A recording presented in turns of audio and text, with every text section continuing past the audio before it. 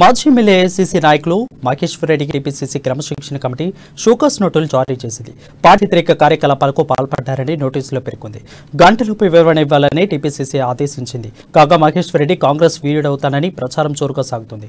కొంతకాలం ఆయన పార్టీ కార్యక్రమాలకు దూరంగా ఉంటున్నారు. ఎంపీ ఉత్తమ్ పుచ్చగించినా ఫలితం కల్పించడం లేదు. ఇప్పటికే ఆయన బీజేపీ నాయకులు డీకే అరుణతో మాట్లాడారు.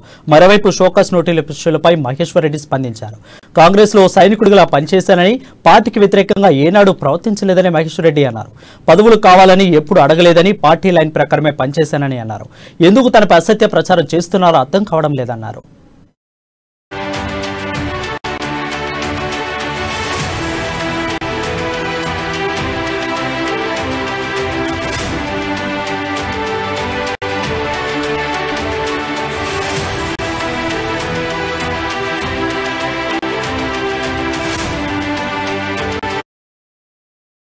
వీడియోలో బ్రేకింగ్ ని చూసిన మాజీ ఎమ్మెల్యే ఏఐసీసీ నాయకులు మహేశ్వర్ రెడ్డికి టీపీసీసీ క్రమశిక్షణ కమిటీ షోకాస్ నోటీసు జారీ చేసింది.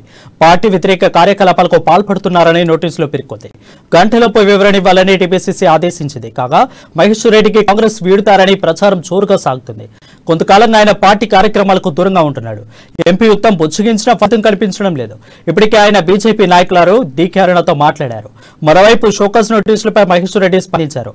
కాంగ్రెస్ లో సైనికుడిగా పనిచేశానని, పార్టీ వ్యతిరేకంగా ఏనాడు ప్రవర్తించలేదని మహేశ్వర్ రెడ్డి అన్నారు.